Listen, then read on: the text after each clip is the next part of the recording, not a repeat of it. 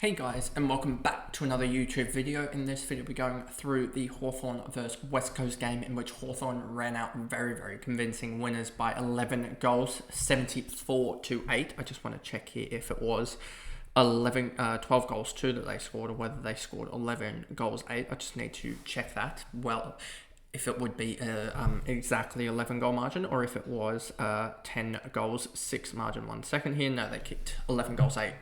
And that's why Charlotte Thomas had so many kick-ins and kicks in general. So anyway, let's jump into this video. So one thing that we have to monitor in the next, I think, day or two, is the McDonough, whether it was an injury or not. I know that this was flagged by someone on social media about this, that it was that she was flagged with an injury, and I don't have any update at the moment with that. I haven't exactly double checked for that, whether they've said anything about it, Hawthorn, but that'll come out tomorrow with the injury report if it is, and you'll have a final say about that, whether she is injured or not. But 100 points from her. She was top scorer for the game, 20 touches, 6 tackles, 6 free kicks for 1 goal 3. She probably could have turned that into an absolute bag if she kicked straight. And probably one of the only blemishes on the night for the early, it was the early Saturday game this was, wasn't it? Because the Friday night was the game that we just did, the Essendon the Western Bulldogs versus Essendon game. So this would have been the early Saturday game, in which, she scored 100 points and pretty much dominated. Bates as well, and we'll look at quickly the fantasy scoring by quarter, and you can see a little bit lower in the last quarter, which could be indicative of her having an injury or not, or whether or not that is the case. But yeah, absolutely standing. Bates as well, 33, 25, 22, 15, a little bit slower in the second half.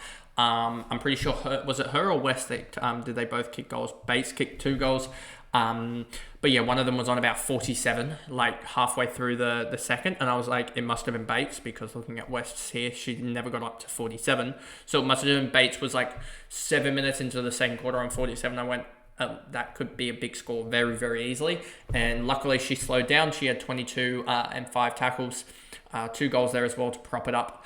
West as well, 22 touches, 7 tackles, but you can just see the difference between the top end girls like Gardner, Riddell.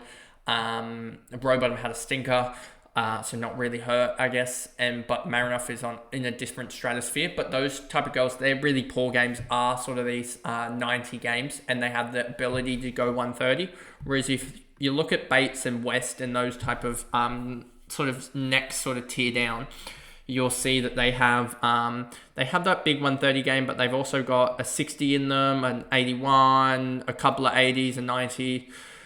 And I just don't think that the sort of top end girls really have that, like the Contis, the Contis, and the Garners and the Riddells. I don't think they really have that. I think their lows are the sort of the 90 scores.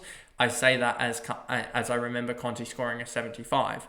She was tagged in that heavily in that game as well as it being an absolute onslaught. So they just sat her for like the last quarter. But there's sort of a different, there's sort of a gap there that their scoring is just a little bit better. And generally, it's down to their points per minute. So when they actually play, they score well. But they don't score well when they sit on the bench for a lot of the game, because it's usually they're in games that are blowouts. Gilroy, 3 goals, 277. Richardson, 70 as well for her. 16 touches, 7 marks, 2 tackles. Wales, 69, 25 hitouts though. So this is, like I was saying, both Wales are like in and around that marker of, are they going to turn up? Are they not going to turn up for next year? You can see here for her, 25 hitouts, 13 touches, only the 4 non-disposal acts as well for a 69. I'm a little bit hesitant with her. We've been talking about Lucas Rowe pretty much every week, showing that she just isn't going to be relevant with that midfield status, given that she has, as I said, the midfield status on fantasy, and she is a sort of running halfback, or a distributing halfback, and given how the game has worked, these in the women's game, it's more tended towards the tackle based, as we showed in the last game. There was more marks than tackles. Flip the script again, there was 74 marks and 117 tackles. So you can see what I was talking about with 2-to-1 ratio. So that just doesn't help Lucas Rod's case because she needs more of the marks than the tackles to really generate score. Fleming, 16 touches, 5 tackles, 64. Bodie, 61. Stevenson, 56. Ashmore, 56. Breed with a 50. She's one that's done definitely really well this year in the sort of breakout year because she's one of the older sort of rookie price girls going into the year.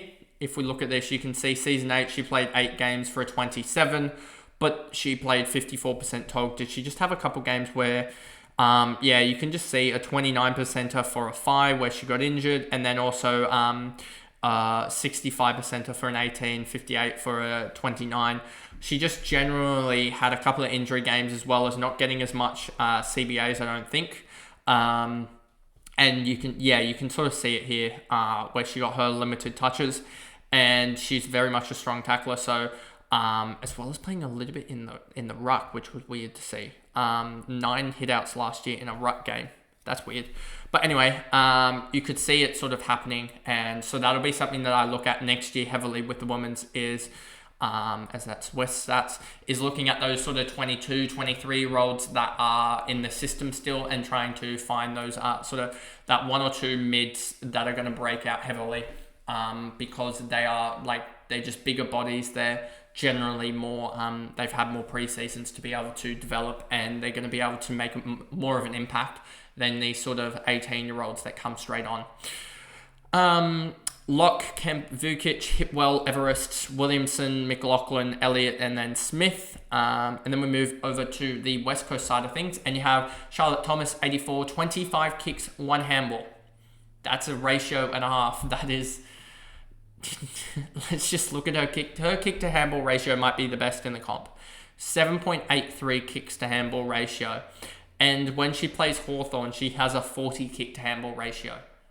She's got 40 in the game when she last played Hawthorn. She had 16 kicks and no handballs, I'm pretty sure. Is that right? No, 15 kicks, no handballs. And now she's gone 20 and look at that 25 ratio and 19 here. She just doesn't like to handball the ball, simply put. This was an anomaly game here, this 74 last year, where she had a 1.71 kick to handball ratio.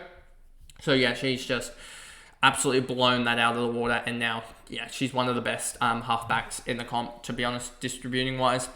And she'll probably forever be one that you can target or just start with, just because she's always going to be in and around that 70 marker, which is top of the line unless you have midfielders there. But luckily next year we'll have no Sheeran, maybe no McAvoy, maybe no Heads as well, but probably we'll have Heads. There'll be no... Daisy Darcy will still be there. Webster might not be there, but I suspect she will be there. Who else is in and around? There'll be Maddie Newman might not as well be a defender, but she might also be a defender. So you're already potentially losing 2, 3, 4 of the top liner defenders from this year, which will just help the case for Thomas to be up there next year as a defender. Robert, 70, one of her down games. I think they just need to chuck her on ball for 100% now. She's just their best on baller that they have. And you can see here 63%, 91%. And you can see a 40% CBAs for a 70. You can see also down here when she doesn't really play on ball that much, she really generally struggles to score. So I think she just needs to I just think Daisy Pearce needs to play her on ball more, and she'll subsequently score more, as she just struggled in this game because she was playing, I don't know exactly where she was playing. Let me actually just double check. It was this one here, right? Yep. Looks like she was playing sort of a wing role, which is an odd one. And just struggled to get a lot of touches with only 17. Always going to struggle to put up a big score with only 17 touches. Wakefer, 11 hitouts, 55, not relevant. Swanson as well. She might be it depends what they do with her, because she was injured early in the year, and I don't know whether they'll play her on ball, given that I think they're still playing her off half back. So this isn't definitely an interesting one. She played 20% CBAs on the weekend for a 51. So she's definitely an interesting one. If she gets a full preseason from half, she'll be a defender next year. So she may be one that goes back on ball next year, and if she does, then she'll be a lot better than what she is at the moment with a 51. Cleaver, Lewis, Drennan, Bushby with a 41, Schilling 39, and you just start to see it really fall away for the Eagles here. Schilling, Britton, Gibson, Smith, Wakefield, Weston, all of these girls were talked about during their double or as cash cows and stuff like that throughout the season, and they're all scoring 30s now. Jess Hoskin as well, 24. I'm pretty sure, is she the one that put up like a big one around her double, and then in round one, everyone jumped on her and then she fell away massively? Let me just check here. Yeah, you can see 87 in round one and then an 87 in her double. And then everyone thought, oh no, I've got her, or I don't have her in her double, and there's still 20% of people that have her, but she ended up being omitted for that game or injured in that game and missing the next couple of weeks. So she's really been almost a blessing for people that have her, but then also not have her as well. It's been a really weird one, the timing of when she scores. Backer with an 18. Backer's also an interesting one that once she gets her tagging role relieved, I think she's one that could explode. I don't know how old she is exactly, but that could be a year or two in the making. Harkin, Rowe, Wrench, and then Goranova. I just want to check here, Backer, what's she averaging? I think it would be in the 30s, I would think. 34.3, that's a good starting point. And we've seen when she plays on ball, she can score. So yeah, I'm intrigued about this one if she, when she gets relieved of that tagging role that she's had for a lot of the year. But anyway, that is the video there going through the Hawthorn demolition job of the West Coast Eagles. If you did enjoy that, remember to like and subscribe, turn the notification bell on so you know when future content is uploaded, and I'll see you guys in the next video. Bye guys.